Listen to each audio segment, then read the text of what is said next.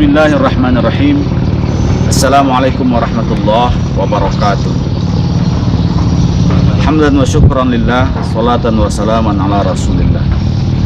Saudaraku, para pemirsa Tribun Jambi Channel yang berbahagia, mari kita ingat sebuah dialog antara seorang sufi besar, seorang ulama besar yang bernama Muhammad bin Ahmad Al-Ghazali, atau yang kita kenal dengan nama Syekh Abu Hamid Al-Ghazali Hujjatul Islam. Dalam bahasa metafora, dalam sebuah dialog dengan murid-muridnya, beliau memberikan satu pelajaran kepada murid-muridnya itu, yang kita jadikan juga pelajaran kepada kita jika kita membaca kisah tersebut. Beliau bertanya kepada muridnya, ada 6 pertanyaan. Yang pertama, wahai muridku, katakan padaku sesuatu yang paling besar. Muridnya menjawab, sesuatu yang paling besar itu adalah samudra, gunung, langit. Maka kata Al-Ghazali, yang paling besar dan itu ada dalam dirimu itu adalah hawa nafsu. Gunung bisa diuruk, lautan bisa ditaklukkan. Hari ini ada teknologi pembangkit listrik tenaga gelombang. Artinya lautan pun bisa kita buat untuk kepentingan manusia. Tidak hanya dengan hawa nafsu, dia ada dalam diri kita, bahkan kadang-kadang bisa mengalahkan kita. Apa ra'aita man ittakhadha ilahahu hawa? Bahkan kau tidak melihat ya Muhammad, ada orang yang menjadikan hawa nafsunya sebagai Tuhan. Dia mengalahkan dirinya, artinya hawa nafsunya lebih besar daripada jiwanya, daripada tubuh manusia itu sendiri. Yang kedua, katakan padaku sesuatu yang paling berat. Muridnya menjawab, yang paling berat adalah besi, baja. Bukan, kata Al-Ghazali, yang paling berat adalah mengemban amanah. Semakin banyak titipan amanah pada diri seorang manusia, semakin berat pula hisab, semakin banyak pula sesuatu yang harus dipertanggungjawabkan nanti di padang mahsyar di hadapan Allah Subhanahu wa taala. Harta adalah amanah, istri adalah amanah, anak adalah amanah, jabatan adalah amanah.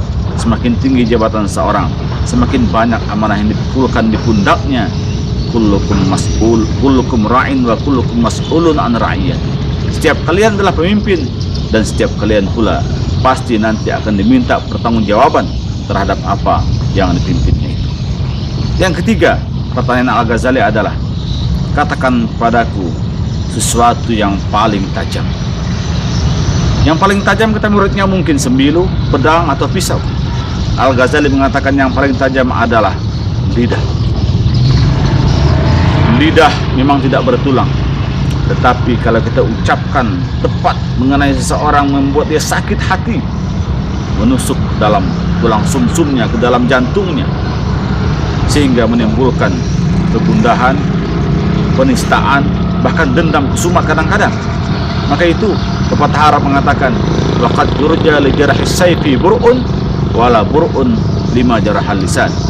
Sungguh ada obat ya, ketika pedang lukai tubuh masih ada harapan sembuh, namun ketika lidah lukai hati, kemana obat hendak dicari. Maka yang paling tajam kata beliau itu adalah lidah. Saudaraku, kita lanjutkan dialog ini. Katakan padaku sesuatu yang paling ringan. Tadi yang paling berat, yang paling tajam, yang paling ringan. Yang paling ringan apa? Muridnya menjawab, yang paling ringan itu adalah mungkin angin, debu, ya, atau kapas. Yang paling ringan kata Al-Ghazali, yang sering dilakukan manusia, itu adalah meninggalkan sholat. Tanpa terasa kita. Waktu zuhur masuk jam 12:10, kita pun santai, kita pun berleha-leha dengan permainan. Mungkin kalau bukan di bulan Ramadan, kita mau makan dulu, kita mau merokok dulu, mau segala macam. Tanpa terasa waktu berjalan sudah jam 2, sudah setengah 3. Tertinggal sholat atau lalai sholat, itu yang tidak dirasakan manusia, itu yang paling ringan. Orang merasa ringan sekali meninggalkan sholat, padahal sholat itulah mi'rajnya kita, naiknya kita kepada Allah Subhanahu wa ta'ala. Hanya 5 menit, hanya 10 menit kita laksanakan, orang merasa berat. Dia tidak merasakan sesuatu yang berdosa kewajiban itu, padahal itulah hubungan kita kepada Allah Subhanahu wa taala. Laporan kita, Allah berikan kita 24 jam dalam sehari, hanya dengan 5 menit saja kita tidak bisa untuk menghadap Dia. Yang selanjutnya, katakan padaku sesuatu yang paling jauh. Murid menjawab, mungkin yang jauh adalah bintang ke bintang, planet-planet. Tapi gurunya menjawab, yang paling jauh itu adalah masa lalu. Masa lalu tak akan pernah kembali lagi.